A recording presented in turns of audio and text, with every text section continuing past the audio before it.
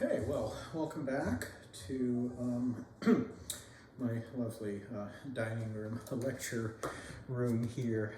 We'll wrap up chapter 14 by looking at a different definition of acids and bases, and that is Lewis acids and bases.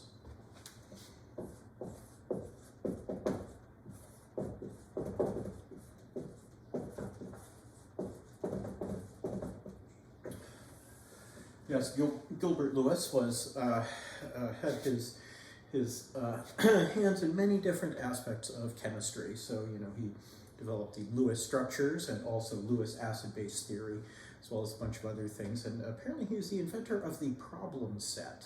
So you can thank him for these homework assignments. Anyway. Lewis acids and bases are an even more general definition. The Lewis acid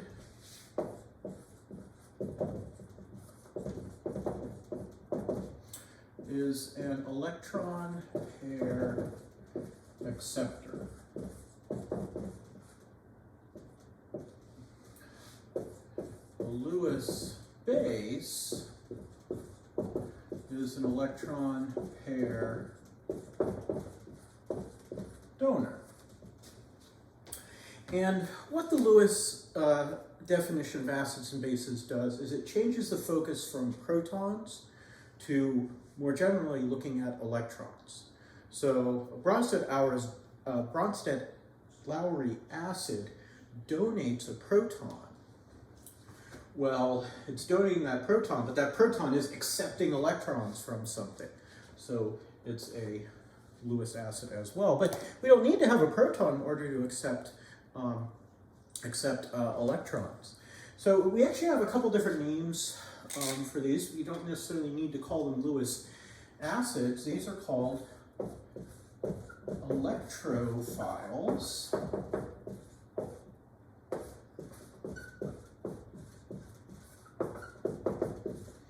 And Lewis bases are called nucleophiles. Electrophiles, they love electrons because they're electron pair acceptors. And nucleophiles, they love nuclei because they donate their electrons to nuclei.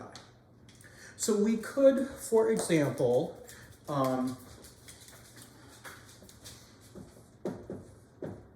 let's have a proton, just a naked proton here.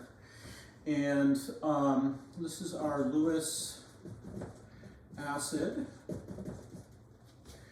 And we can react this with something, let's do NH3.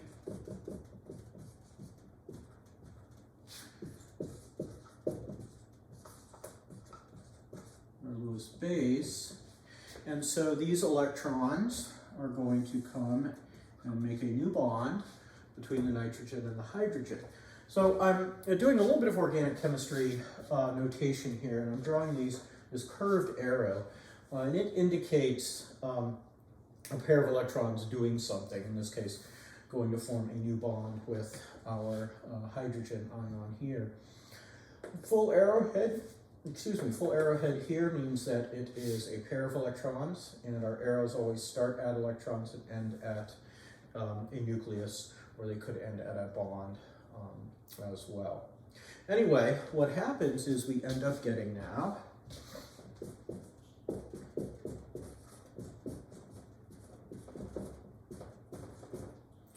that guy there, and I'll go ahead and give positive formal charge. I circle them sometimes so you don't think we're adding something like a plus like that. But anyway, so now I've got the ammonium ion.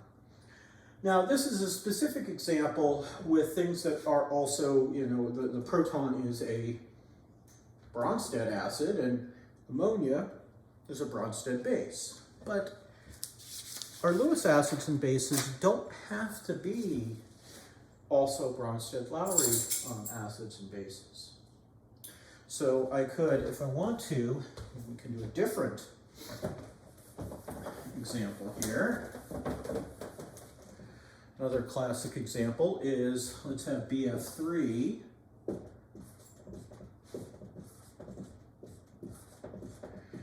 Now, when you're figuring out Lewis acids and bases, you really do need to draw out the Lewis structures, or usually you do, because they enable you to see if something is electron deficient.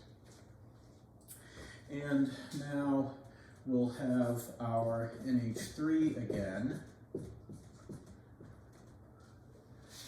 We'll add these. So here our Lewis acid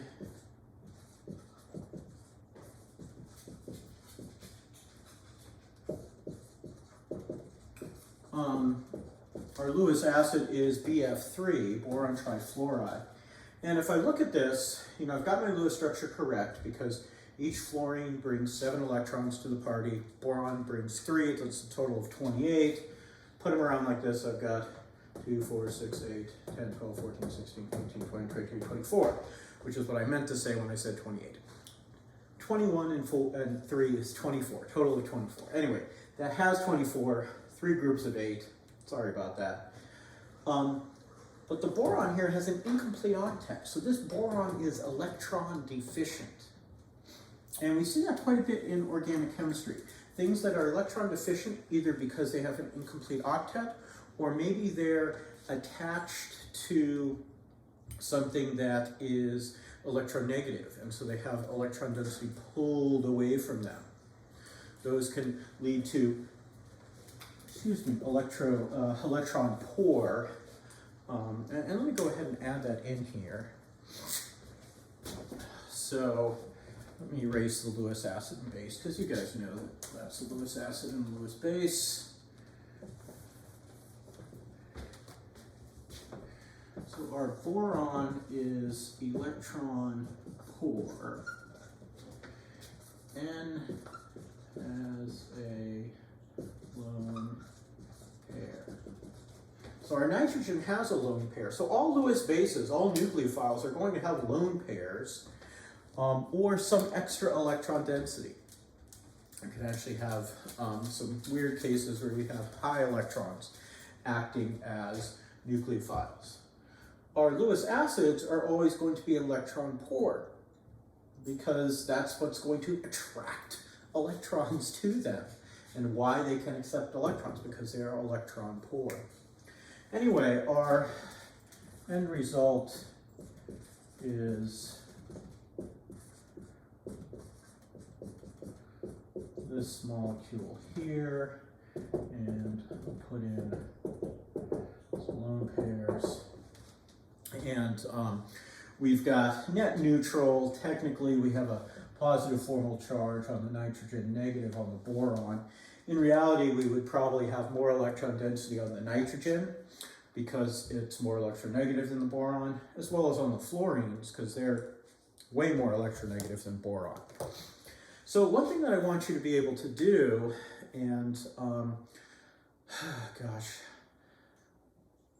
I think there are some practice problems on the practice problem set identifying Lewis acids and bases. I want you to be able to identify Lewis acids and bases because that's going to be helpful, you know, going forward in organic chemistry.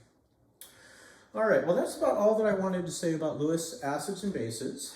And until next time, I'll see you at the Great House with the white trim.